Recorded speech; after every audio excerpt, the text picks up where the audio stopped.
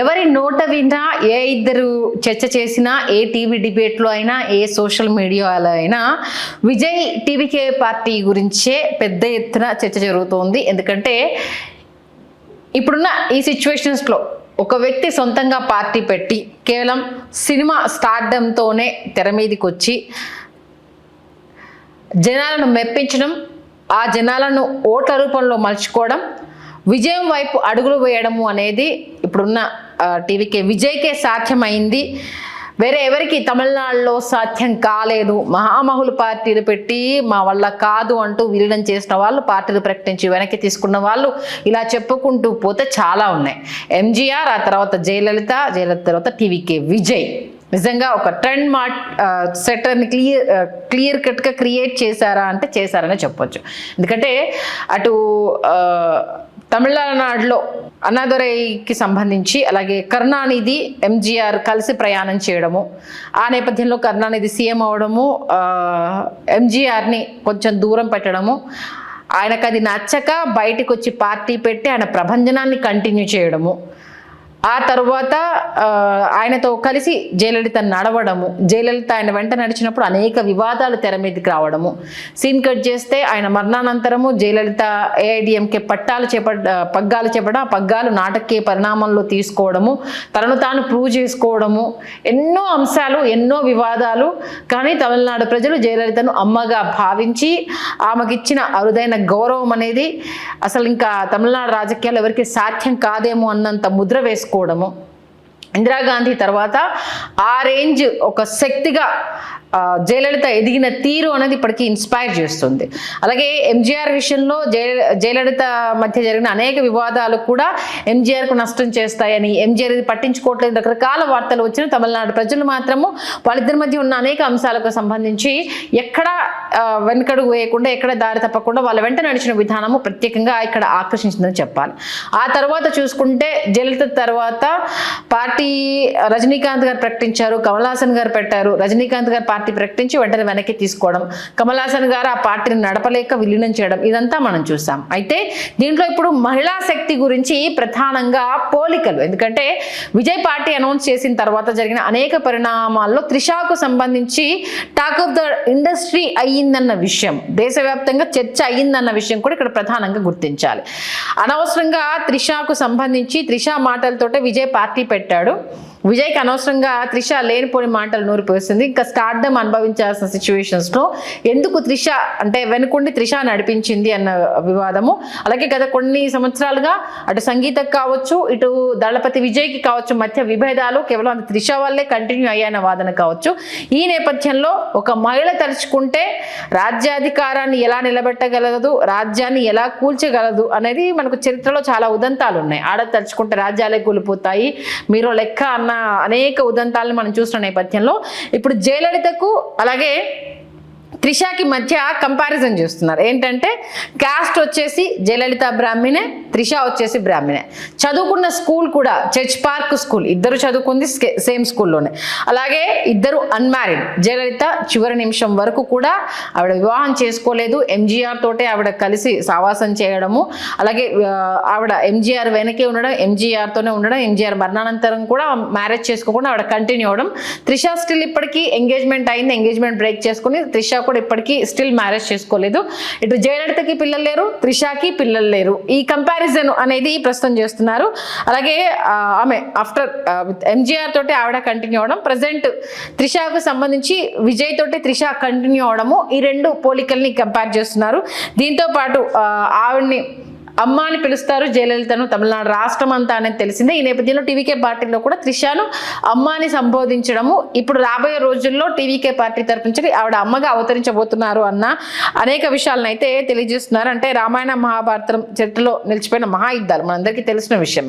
వాటి గురించి ఎన్ని కథలు, ఎన్ని పుంకాల చరిత్రలు, ఇప్పటికీ స్టిల్ ఏ అంశం జరిగినా రామాయణ మహాభారతాలతోటే పోల్చడము, దాంట్లో మహిళలు ఎంత కీలకంగా మారారన్న విషయాన్ని పదే చర్చిస్తూ ఉంటారు. అంటే ఒక సీతను చెరపట్టిన రావణుడి పరిస్థితి ఎలా అయింది, ద్రౌపదిని చెరపట్టిన వాళ్ళ పరిస్థితి ఎలా అయింది, ఒక మహిళ చుట్టూ తిరిగిన సంఘటనలు రాజ్యాలను ఎలా కుదిపేశాయి వాళ్ళ, అంటే రావణుడు సీతను చెరపట్టిన తర్వాత ఆ రావణ రాజ్యం ఏ గతి పట్టింది, రావణుడి చరిత్ర ఏ రకంగా అంతమయ్యింది అన్నది, ద్రౌపదిని అవమానించిన విధానానికి కౌరవులు ఏ గతికి పోయారు మహాభారతంలో, వాళ్ళ మనుగడే ఉనికే ప్రశ్నార్థకమైంది.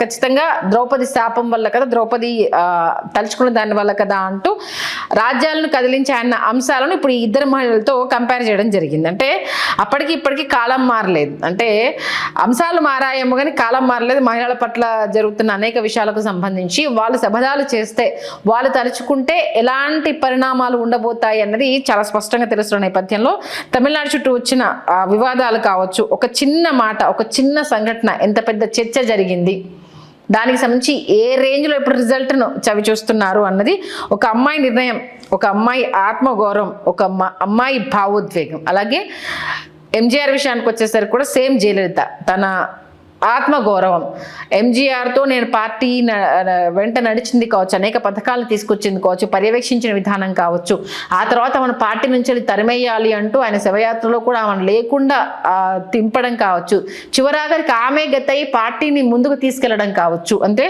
ఒక మహిళ అవమాన భారం నుంచి నేను నిలబడాలి అని నిల్చుంటే ఎలాంటి రిజల్ట్ చూపిస్తా అన్నది తమిళనాడు రాజకీయాలు అనేది చాలా స్పష్టంగా నిలబడుతుంది. ఎందుకంటే ఆమె నిలబడితే చరిత్ర మారుతుంది అనేది, అమ్మాయి తలుచుకుంటే ఏదైనా సాధ్యం అవుతుంది అనేది ప్రస్తుతం ఈ రెండు విషయాలకు సంబంధించి తెర మీదకి వస్తున్నాయి. ఎందుకంటే అటు త్రిష వల్ల విజయ్ నష్టపోతున్నాడు, అనవసరంగా త్రిషను ముందరేసి విజయ్ ఆల్మోస్ట్ వాళ్ళు వెనుకబడిపోతాడేమో, ఫ్యామిలీని పణంగా పెట్టేసి త్రిష కోసము తను రిస్క్ చేస్తున్నాడేమో, ఇలాంటి రకరకాల ఊహాగానాలు వచ్చినా త్రిష విజయ్ వెంటే ఉంది, విజయ్కి తోడుగానే ఉంది, పార్టీకి సంబంధించి వెన్నుదన్నుగా ఆమె నిలబడింది అనేది స్పష్టంగా తెలిసింది. విషయం ఏంటంటే ఎలా అయిపోయిందంటే ఇప్పుడు ఎవడన్నా గర్ల్ ఫ్రెండ్ అడిగితే చైన్ గిఫ్ట్ ఇస్తాడు, లేకపోతే రింగ్ గిఫ్ట్ ఇస్తాడు, లేకపోతే ఒక ఫ్లాట్ గిఫ్ట్ ఇస్తాడు. బ్రో విజయ్ ఏంటి బ్రో రాష్ట్రాన్ని తన టీవీకే పార్టీని గెలిచి త్రిష బర్త్డే రోజు గిఫ్ట్ ఇచ్చాడు అనేసి అంటూ ఈ రేంజ్లో ఇప్పుడు మీమ్స్ స్టార్ట్ అయ్యాయి. అంటే ఒక మహిళ కోసము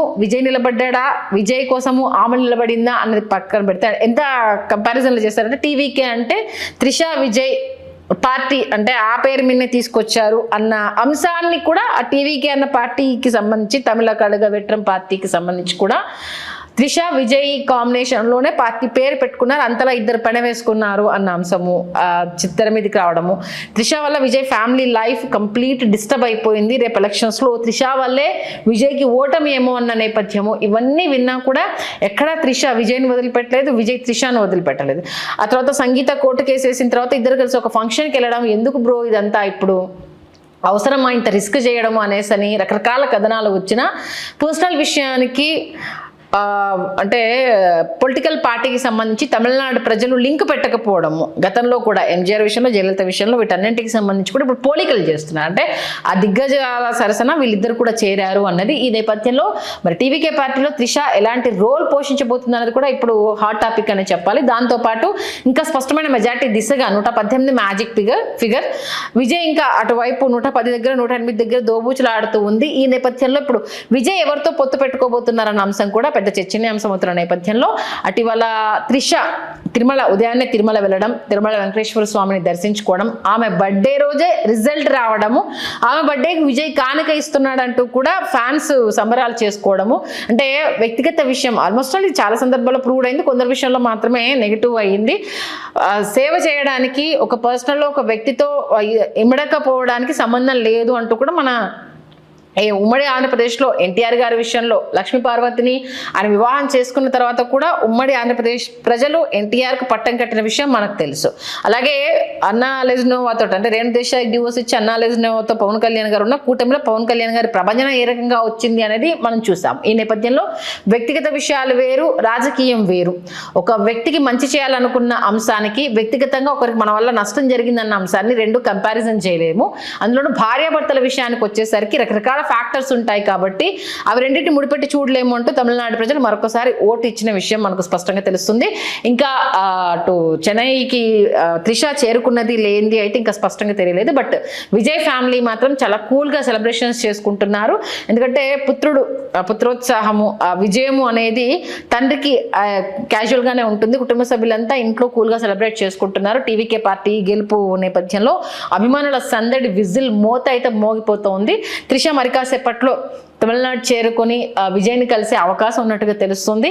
మరి ఎలాంటి రోల్ ఈసారి త్రిష పోషించబోతోంది, ఆయన వెనుకుండి నడిపిస్తుందా లేకపోతే, ఎందుకంటే గతంలో నాకు సీఎం కొడుకుని చేసుకోవాలని ఉంది అనేసి అంటూ కూడా చేసిన కామెంట్స్ చాలా ట్రెండ్ అయ్యాయి. కాబట్టి విజయ్ని నేను సీఎం భర్త అంటే సీఎంగా ఉన్న అతన్ని చేసుకోవాలనుకుంటున్నానన్న నేపథ్యంలో ఆమె చేసిన ఆ వర్డ్స్ చాలా ట్రెండ్ అయ్యాయి. కాబట్టి విజయ్ని ఈమె వెనుకుంటే అనవసరంగా రొంపిలోకి లాగుతుందా, ఏంటి ఇప్పుడున్న పరిస్థితుల్లో విజయ్ నెగ్గుకు రాగలుగుతాడు, ఇలాంటి అనేక అంశాలకు సంబంధించి వాళ్ళ రిజల్ట్ చాలా క్లియర్ కట్ మెసేజ్ అయితే ఇవ్వడం జరిగింది. చూద్దాం మరి రిజల్ట్కి సంబంధించి క్లియర్ కట్ ఫిగర్ అయితే విజయ్కి వచ్చే అంటే 118 క్లియర్ కట్ ఫిగర్.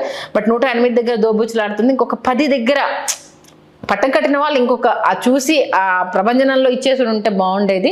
అదర్స్ మీద డిపెండ్ అవ్వాల్సిన సిచ్యువేషన్. ఇప్పుడు అదర్స్ విచిత్రం ఏంటంటే ఇక్కడ అదర్స్ ఒకరు కూడా బోని కొట్టకపోవడం చాలా విచిత్రమైన విషయం. డిఎంకే వైపుగా నిలబడతారేమో తమిళనాడు ప్రజలు అనుకుంటే ఏఐడిఎంకేకి అధిక మెజారిటీ ఇవ్వడం. ఇప్పుడు ఏఐడిఎంకేతో పొత్తు పెట్టుకుంటుందా, మరి బీజేపీ ఉంది కాబట్టి బీజేపీతో మేము నిలబడము అనేసి అంటున్న నేపథ్యంలో మరి ఏఐడిఎంకే బీజేపీ విడిపోయి మరి ఏఐడిఎంకే ఇటు విజయ్ వైపు వస్తుందా, లేదు డిఎంకే ఇంకా ఎంతవరకు అంటే చాలా రసవత్తరమైన రాజకీయము. అంటే గెలుపు బాటలు పడేంత వరకు అదొక రసవత్తరమైన రాజకీయం. ఎందుకంటే విజయ్కి అసలు అంత మెజారిటీ వస్తుందా, విజయ్ నిలిచిన చోట అయినా గెలవగలుగుతాడా, 2 చోట్ల పోటీ చేస్తున్నాడు, అనవసరంగా రిస్క్ చేస్తున్నాడేమో, ఇలాంటి అనేక రకాల వార్తలు మనం చూడడం జరిగింది. అభ్యర్థులకు సంబంధించి కూడా చాలా మంది కొత్త వాళ్ళు ఎవరెవరికో ఇచ్చాడు, ఏంటో ఇంత తక్కువ టైంలో నియోజకవర్గాలకు వెళ్ళగలుగుతాడు, అనే నియోజకవర్గాలు అన్ని చోట్లకి వెళ్ళాడు, 2 సంవత్సరాలు ఇంత రిస్క్ చేస్తున్నాడు, ఇన్ని రకాల వాదనలు వచ్చాయి. గెలిచిన తర్వాత ఇప్పుడు వచ్చిన సీట్లతోటి ఎవరితో పొత్తు పెట్టుకుంటాడు, ఇక్కడ ఎవరిని పొత్తు లేకుండా అయితే పార్టీ ఏంటిది ముందుకు రాలేదు. డిఎంకే ఏఐడిఎంకే 2 పొత్తు పెట్టుకోలేవు. ఇప్పుడు విజయ్తో ఈ 2 పార్టీలు ఏది కలిసి వస్తుంది, ఏది కలిసి వస్తే ఎవరిని కాదంటాడు.